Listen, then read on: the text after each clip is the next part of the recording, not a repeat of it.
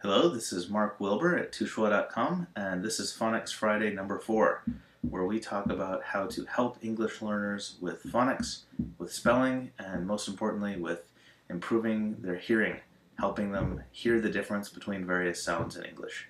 Because if you can't hear the difference between various sounds, you have no hope of pronouncing them correctly, and spelling and vocabulary acquisition and all kinds of other things will be harder.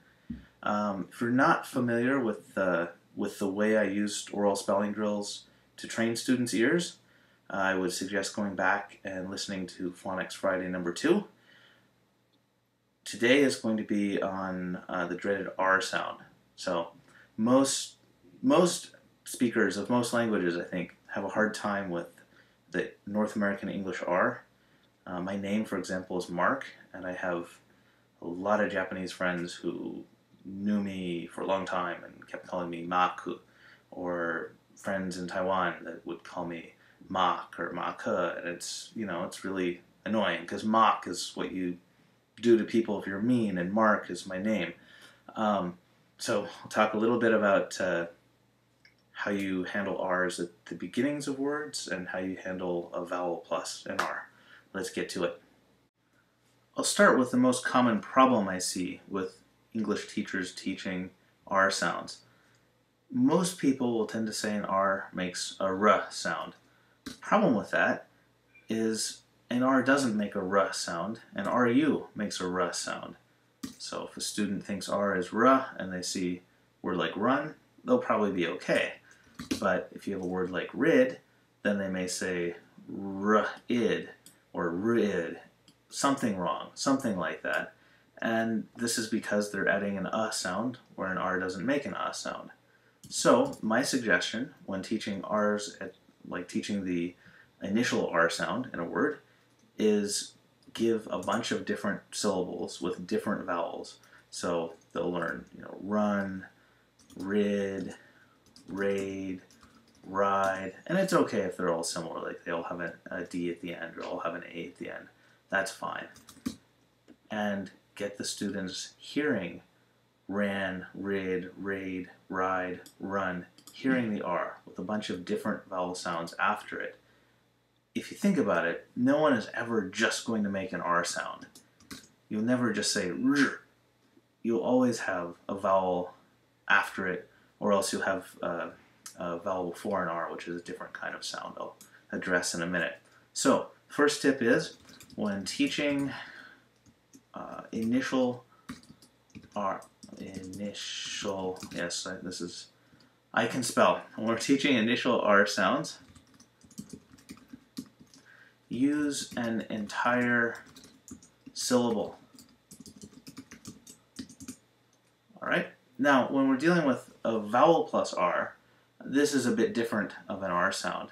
It still holds to the general rule that in North American English, I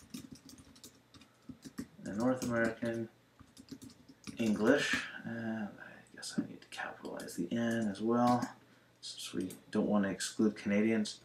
In North American English, an R pretty much always means curl your tongue. This is still true in vowel plus R sounds. It's a little tricky though.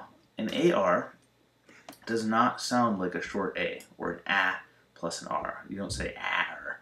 It sounds a lot closer to a short O plus an R. Ah, then curl your tongue plus tongue curl. R, like that. Can be made with ER, IR, or UR. They're pretty much all the same, like backer, or bird, or burn. And I'm not going to give a short vowel for that because it doesn't match up with any of them that well.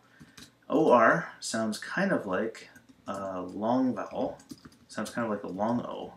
O, and then you curl your tongue. Or tongue curl. The way I teach these is I just say a lot of words with AR, ER, UR, OR sounds, and I have my students spell them out. As I explained in more detail on Phonics number 2, or Phonics Friday number 2, I gave my students words that I had never taught them pretty much every class at the low levels and had them try to spell it out. So if I said a word like barn, they would have to hear the R and spell it B-A-R-N.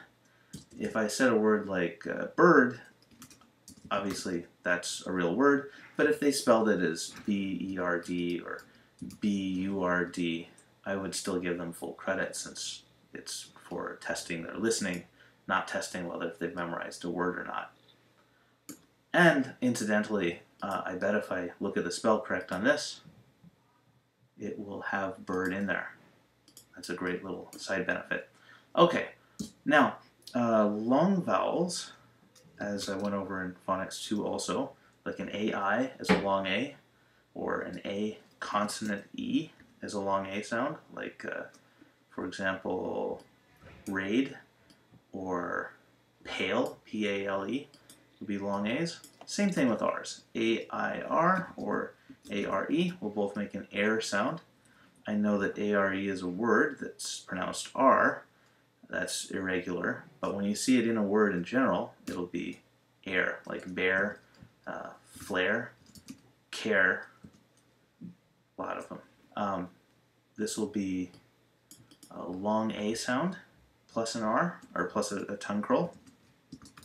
Long A plus tongue curl, and it pretty much goes the same way with the other vowels. So long E plus a tongue curl will be, yikes, will be a, there we go, long E plus a tongue curl will be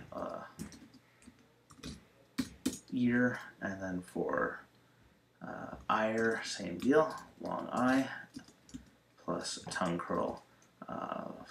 For example, we'd have dire or dryer, long I plus tongue curl, and the others are the same. And actually, as I said above, this OR is a long O sound.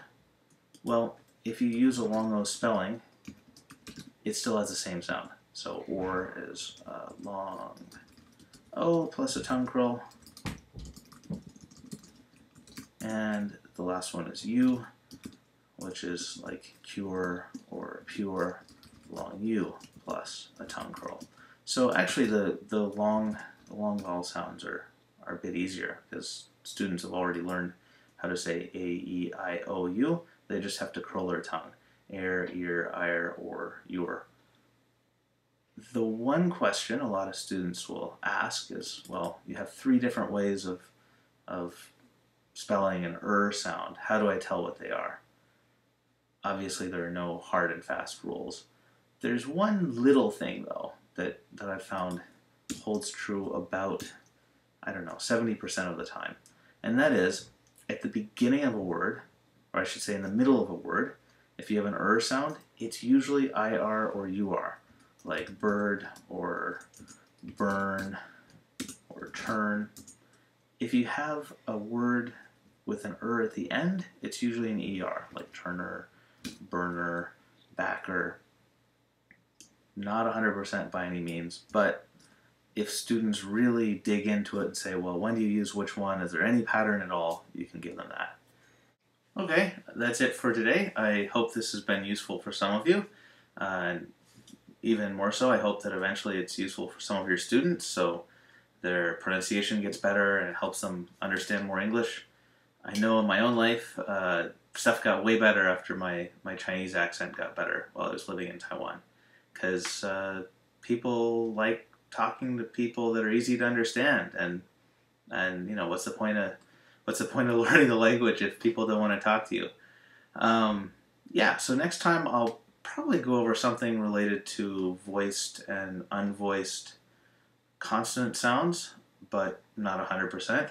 If there's something you'd rather hear, please send me comments. You can comment on my YouTube channel, or you can comment on my blog, tushuo.com, or you can send me an email, mark@tushuo.com.